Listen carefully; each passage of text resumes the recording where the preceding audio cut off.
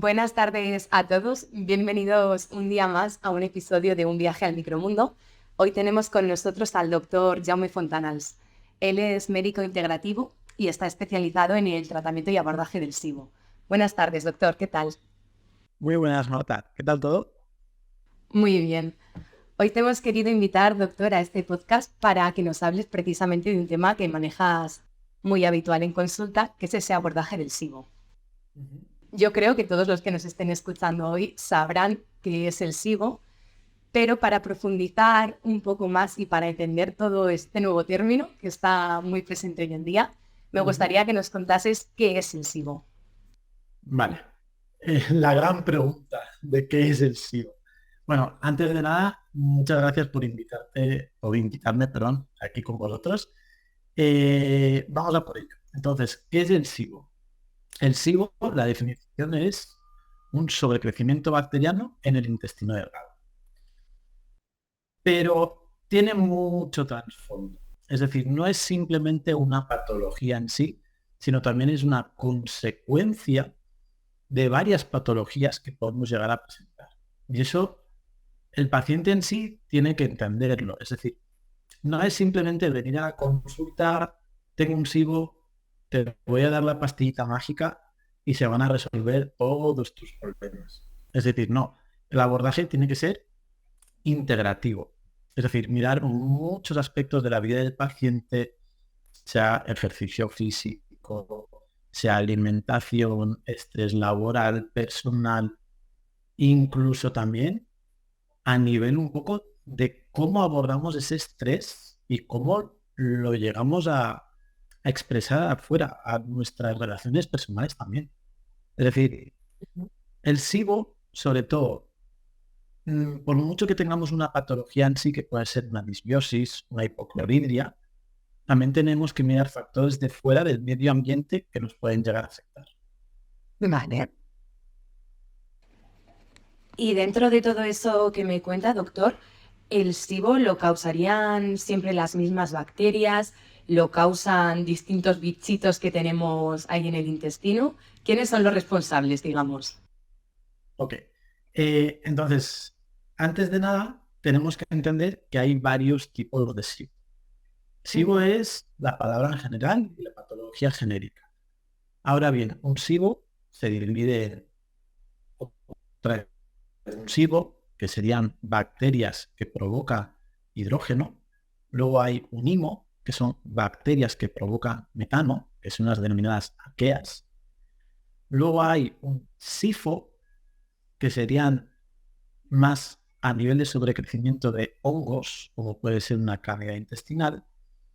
Y luego está el sobrecrecimiento bacteriano por sulfuro, que son bacterias sulforeductoras. Es decir, en general el SIBO se divide en 4 tipos. Ahora bien, ¿cómo lo detectamos? Aquí está la gran pregunta otra vez de cómo se detecta también un SIBO. Porque también por el revuelo de las redes sociales ya sabemos que vale, hay que hacer un test de aliento expirado, que es simplemente soplar en unos tubitos, hay que hacer una preparación previa de no tomar antibióticos, probióticos, omeprazol y hacer una dieta en específico 24 horas de antes. ¿Para qué? Para que realmente, al final, como es una prueba muy específica y pasa por aliento, pasa por boca, cualquier cosita puede interferir, puede dar un resultado, un falso positivo o un falso negativo. Entonces, hay que ser muy específico en cuanto a la preparación y luego también realizar muy bien la prueba. La prueba sí que es verdad que la puedes realizar en casa o en un centro médico especializado, pero vamos a decir que el objetivo es el mismo. El objetivo es identificar ese tipo de bacterias. Pero en las analíticas de hoy en día solamente se identifican dos tipos de bacterias. Las que producen hidrógeno o las que producen metano. Vale. ¿Vale? Y dentro de todos estos tipos de SIBO, vamos a llamarlo así, ¿los Sí. síntomas son siempre iguales o hay algo que a ti te pueda dar pistas de esto tira más hacia un IMO, esto tira más hacia un SIBO de sulfuro, hacia un SIFO? ¿Hay algo que tú digas por aquí? Sí. Mira, sobre todo Síntomas generales, vamos a decir, Ujú. todo tipo de SIBO o casi todo tipo de SIBO en medicina nunca es 100%. Hay una inflamación abdominal, hay una distensión abdominal por cualquier tipo de comida que vayamos a ingerir. Incluso el agua mismo nos puede llegar a inflamar, por ejemplo. Vale, pero luego en consulta hay ciertos detalles que incluso yo voy muy al dedillo preguntando, ¿no? Por ejemplo, que el paciente tenga un estreñimiento ya puede significar que tenga un IMO, un SIBO por metano. Que el paciente tenga o sea más propenso a la diarrea ya significa que pueda presentar un SIBO, un sobrecrecimiento bacteriano por hidrógeno. Pero luego hay una preguntilla que yo suelo hacer, que normalmente la suele responder el acompañante, que es que si esos gases son muy malolientes. Y eso normalmente es por un SIBO que sería el de las bacterias sulforreductoras, el de sulfuro.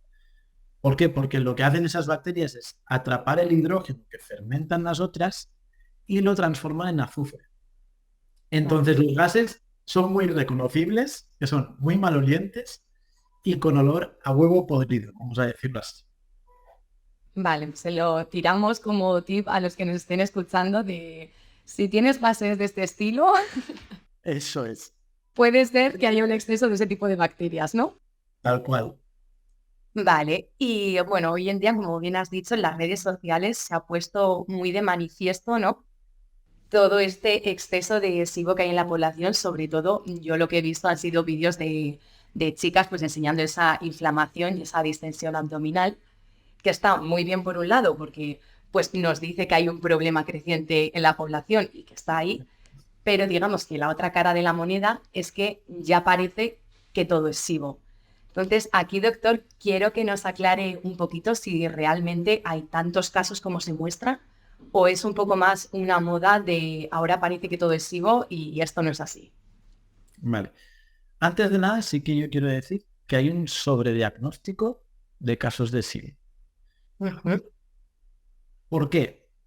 Porque hoy en día yo creo que, como bien has comentado, se ha viralizado mucho todo esto y sobre todo gracias a, vamos a decir, entre comillas, gracias al confinamiento, sí que se ha podido, vamos a decir, divulgar mucho más a nivel científico esta patología.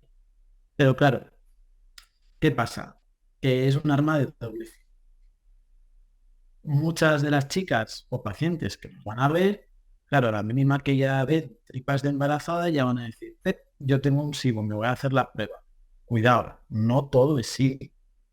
Puede ser que tú tengas una inflamación abdominal porque tengas una hiperpermeabilidad intestinal o porque los alimentos que estás comiendo te generen una intolerancia o una sensibilidad o incluso porque tengas una bacteria que se llama Helicobacter pylori en el estómago. Es Sí, que decir, al final hay muchas otras cosas que mirar, ¿no? eso es. Es decir, el ejemplo más reciente que te puedo dar, una paciente que tengo en consulta, que me vino hace un mes y tenía todos los síntomas de SIBO. Y efectivamente se había hecho la prueba a ella por su cuenta. Claro, pero es que también tenía acidez y reflujo. Le hago una prueba de Helicobacter pylori y la paciente tenía un Helicobacter pylori. Entonces, a lo que iba un poco también al principio, el SIBO es una consecuencia de algo. Entonces, en ella, en ese caso, su SIBO era una consecuencia de un Helicobacter pylori. Por lo que, por mucho que nosotros nos enfocásemos en tratar el SIBO, nunca se hubiese resuelto. Porque Claro, su problema está por otro lado. claro, y a la vez pueden coexistir varias cosas a la vez. Eso es. Puede coexistir que tengas un Helicobacter pylori o que ya hayas tratado y ahora tengas problemas de acidez estomacal, es decir, que tengas menos ácido de la cuenta Ujú. y eso también provoca un SIBO, pero que a su vez también provoca una disbiosis intestinal. Es decir, también es un círculo vicioso que nunca acaba. Y de todos esos casos que ves en consulta, ¿hay algún patrón que se repita? Pues, por ejemplo, de que haya más cantidad de SIBO después de un tratamiento, como bien has dicho, de Helicobacter pylori, o, no sé, en personas que tengan candidiasis vaginales de repetición, o en personas con alguna patología autoinmune. ¿Hay algo que se repita que tú hayas notado como un patrón? Sí. Mira, sobre todo el patrón más clave que yo he notado es que sea una paciente mujer de Ujú. entre 30 y 40 años y sobre todo que a nivel, vamos a decir, de medicación, en algún momento de su vida haya tomado o pastillas anticonceptivas. Vale. Con eso también me refiero a, vamos a decir, tema DIU o tema de anticonceptivo en general, no necesariamente Ujú. pastilla. Y también a nivel de Ractan, por ejemplo, Vale. ¿vale? Para el tema del acné. Ujú. Entonces, lo que sí, al final yo cada vez que sí que te puedo decir que cuando aprendo más es cuando realmente que veo que no sé nada. Porque el SIBO yo tenía pensado en un primer momento, hace un año, que era por una disbiosis intestinal solamente. Pero no, estoy viendo que el SIBO puede venir por una falta de ácido a nivel estomacal o porque el paciente tenga caries o infecciones a nivel bucal y no se esté tratando o que le falten piezas. Claro, si te faltan piezas no vas a masticar bien. Entonces, obviamente vas a tener una fermentación a nivel intestinal. Pero a raíz de también la medicación de hoy en día que podemos consumir de manera habitual y no se hacen analíticas de comprobación, por ejemplo, damos un Racutan y no vamos a mirar la analítica a ver qué tal están las enzimas hepáticas, porque quizás se dispara y hay una mala metabolización. Ujú. Entonces, todo eso va a afectar luego a nuestra microbiota intestinal. ¿Y existe alguna explicación para que ahora haya más casos de SIBO que antes? ¿O realmente no hay más casos? Antes también lo sabía, pero pues, como no había redes sociales no se mostraba tanto. ¿Hay algo de esto? O...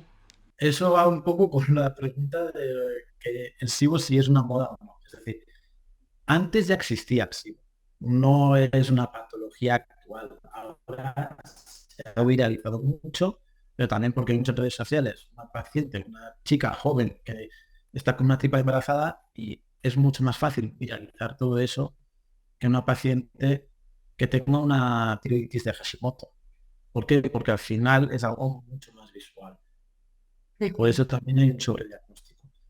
Pero sobre todo aquí, el por qué hay más casos de SIBO es el arma de doble filo que comentábamos, que cada vez más gente se está preocupando más porque está viendo que, es que ir al baño cada 3 días no es normal. Claro. Pues venga, me lo tengo que hacer mirar, ¿no? Ujú. Porque, claro, igual que tú comes, tienes que ir al baño a defecar. Entonces, claro, también creo que se está haciendo mucha más conciencia y a nivel del Instituto de Microecología, que también nos veo muy a tope por redes sociales, a nivel de otros profesionales, que estamos intentando divulgar para que realmente la gente sepa lo que es normal y lo que no es normal y que luego ellos ya tomen sus decisiones. Pero por lo menos de saber, oye, mira, que tengas esta inflamación no es fisiológico. Que tú tengas una inflamación después de las comidas, una pequeña inflamación es algo fisiológico. ¿Por qué? Porque tenemos que hacer la digestión. Ahora, una inflamación prolongada en el tiempo que no disminuye y encima nos da dolor abdominal, retortijones, digamos de diarrea, baño, es patológico. Y sobre todo esa hinchazón que la gente, no sé si a ti te lo describirán igual, pero siempre es el tripa embarazada, que es algo muy notorio. Sí, Y yo creo que ahí, fíjate, tiene mucho que ver nuestro estilo de vida actual, ¿no? Por ejemplo, la alimentación, pues cada vez con más aditivos, el comer rápido, el masticar mal, como tú decías. Pues eso al es. final el estrés también es súper importante. Entonces, yo creo que todo esto, y corrígeme si me equivoco, juega un papel importante en un posible aumento del SIBO. Tal cual. Es decir, por ejemplo, en muchos casos que me encuentro en consulta, el principal problema es que no tienen tiempo para hacer ejercicio físico. Y debería ser totalmente al contrario. Es decir, tú tienes que tener claro que tu cuerpo tiene tres sistemas de detoxificación. Ujú. Vía hepática, por lo menos tres principales. Vía hepática, va a crear la bilis para que luego pase por el intestino en forma de heces. Vía renal, a través de la orina, y Bueno, luego a través de la piel. Si no sudamos, ¿cómo vamos a detoxificar nuestro cuerpo? totalmente. Es decir, estilo de vida, fíjate, ya dos de los que te he dicho, si tú no bebes 1,5 litros, 2 litros de agua al día, no vas a orinar, no vas a detoxificar riñón. Si no sudas, no vas a detoxificar por la piel, por lo tanto ya estás acumulando toxinas en tu interior, que eso va a cambiar tu microbiota. Es Totalmente. decir, eso por un lado, ejercicio físico. Por otro, nivel de estrés. Sinceramente, hoy en día, era moderna, vamos, y yo el primero, también lo tengo que decir, vamos con la agenda a tope. Desde las 6 de la mañana hasta las 12 de la noche no paramos. Pero a nivel, y yo lo intento remarcar mucho en las consultas, cuando nos sentemos a comer, apaga ordenador, apaga móvil, céntrate en la comida, mastica, saborea, traga, Mm. pero date tu tiempo, tus 20, tus 25 minutos. O sea, no vayas del tirón tragando al mismo tiempo que es una película o estás ahí mandando el informe, porque eso sí te va a sentar mal, porque ya le estás generando, tu cuerpo ya tenía un estrés, entonces esa comida no va a ser la que te estrese, sino que el estrés ya lo tenías de antes. Totalmente de acuerdo. Y también esto va un poco de la mano de la alimentación consciente. Al final, si tú te pones a comer cuando estás con el ordenador, no eres consciente ni de lo que comes ni de lo que masticas. Seguramente todo ese proceso de masticado y salivado que harías de la comida no lo estés haciendo bien. Es comer, tragar y venga, rápido que quiero seguir trabajando, ¿no? Por así decirlo. Eso es rápido porque tengo una reunión ya en 2 minutos. Vale, pues Claro. frena, ten la reunión y cuando acabes la reunión y estés tranquilo, ahí come. Despacio, con calma, y aunque tengas que comer a las 4 de la tarde, pero come a esa hora, porque es la realmente la que te va a sentar bien. Es decir, no tiene que ser siempre regular. No tienes por qué hacer 5 comidas al día, ni 2, ni 3, sino las que tu cuerpo necesite realmente. Y las que te diga, vale, ahora que tengo un tiempo, voy a aprovecharlo y voy a comer. Incluso de cerrarte agenda, de decir, no, no, no, es que yo tengo que comer de 3 a 4. Ciérrate la agenda y que nadie te moleste. Eso en cuanto a sobre todo nivel de estrés. Luego también, como bien has dicho, hoy en día, aditivos.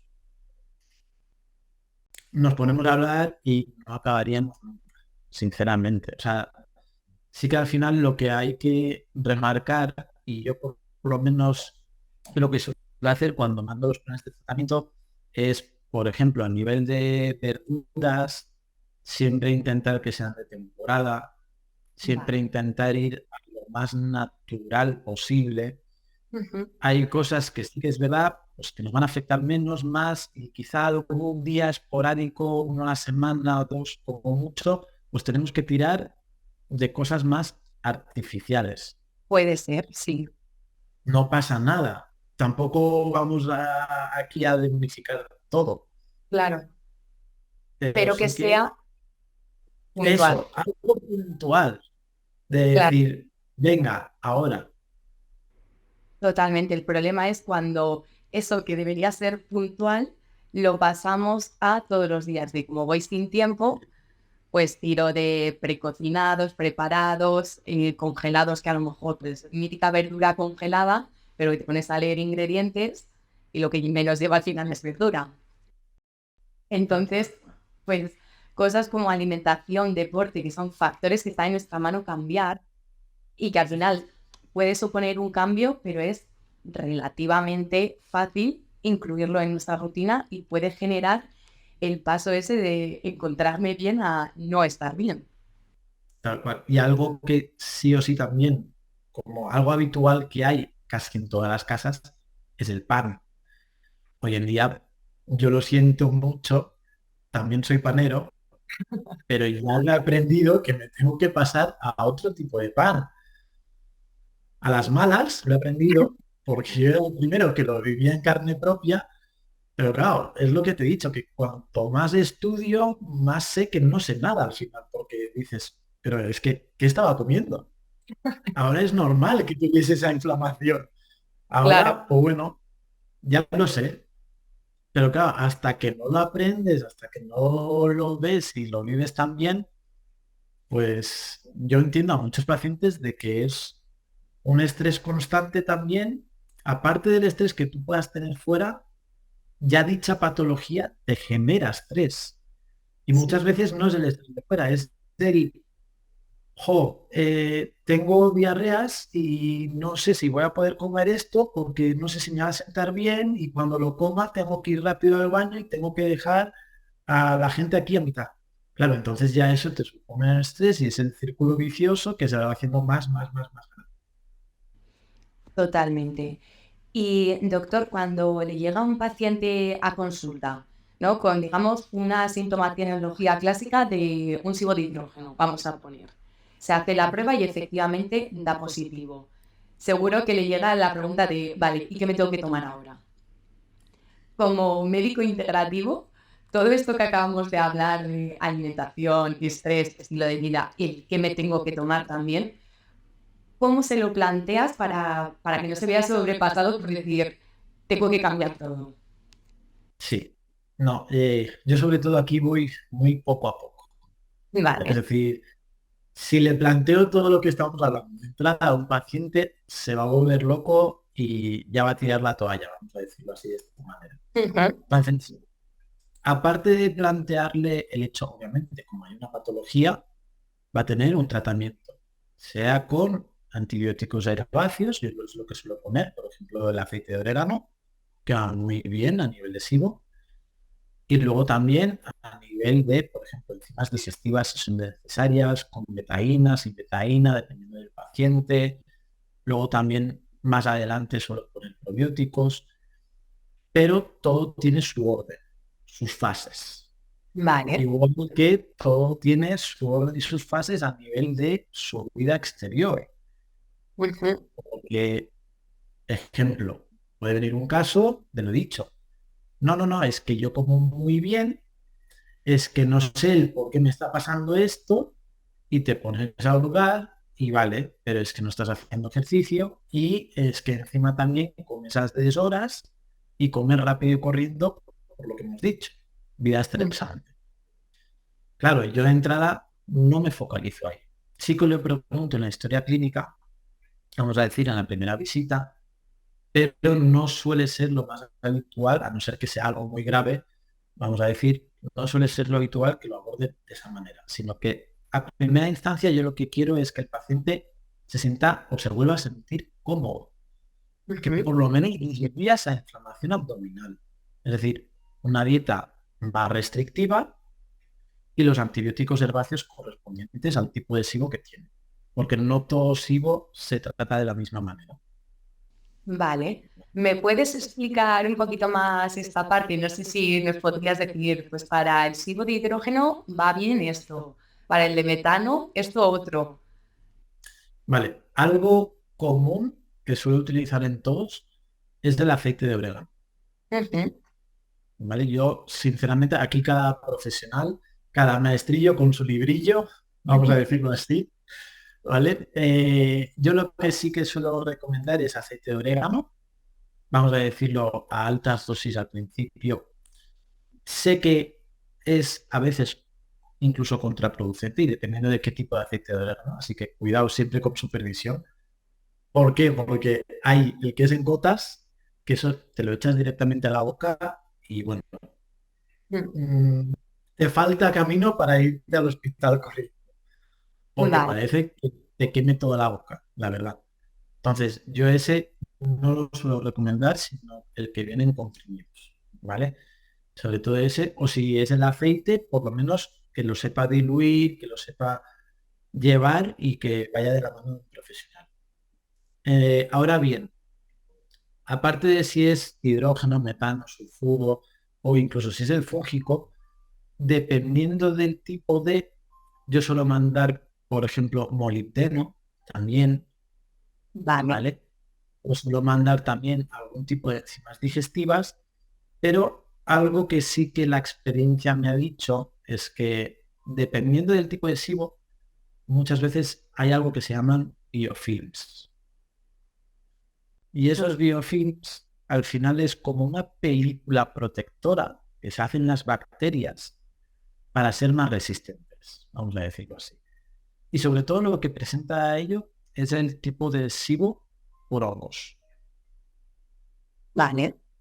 Entonces ahí sí que 100% con aceite de orégano, con enzimas digestivas e incluso si se puede con alguna enzima digestiva en específico que se llama serrapeptasa. Vale. Porque se va muy bien para destruir ese biofilm. Vale. Y una vez, digamos, que hemos limpiado ese intestino, Ajá. ya está, sería ahí, acabar. Buah, eso es solo el principio. Vale. Ahí normalmente sí que es verdad que el paciente suele estar mucho mejor a nivel de sintomatología. Ya no Ujú. tiene inflamación abdominal o no suele ser tan pronunciada y por lo menos no casi todos los días, pero vamos a decir, la gran parte va al baño. Entonces el paciente está mucho mejor y aquí es el momento de, yo por lo menos lo que hago es realizar un estudio de disbiosis intestinal. ¿Por Vale. qué? Porque es un poco lo que decíamos también al principio de ir al origen, a esa causa. Pues si puedo abarcar también la disbiosis, puedo mirar la microbiota, puedo mirar cómo tiene su castillo, si tiene el sistema inmune disminuido, si tiene o no permeabilidad intestinal, si tiene parásitos, hongos, incluso también a nivel de bacterias proteolíticas. Entonces, lo que sí que, bueno, como suelo trabajar con vosotros, hay un parámetro que me ha gustado mucho que sacáis últimamente, que lo he sacado, que son las bacterias hidrogenotróficas. Sí. Entonces, ese lo suelo medir de entrada. ¿Por qué? Porque aparte de darme información de si tiene las bacterias de metano, de hidrógeno, de sulfuro a nivel de intestino grueso, Ujú. claro, si yo vengo a un tratamiento de SIBO y veo que aún así salen elevadas en este test, yo ya sé que el tratamiento no ha acabado aquí. Claro, que Que sigue quedando. eso es muy probablemente que vaya a volver a recaer. Entonces yo me tengo que anteponer a ello. Vale, o sea, la prueba de microbiota se haría después del tratamiento. Yo la suelo realizar después, a no ser que el paciente venga con otra patología más grave que no sea un SIBO, que sea con una tiroiditis de Hashimoto, que sea también con una cirrosis hepática o alguna enfermedad autoinmune, pues, por ejemplo, un lupus. Ahí ya de entrada mando un estudio de disbiosis porque realmente la microbiota me va a ayudar a cambiar muchos otros factores.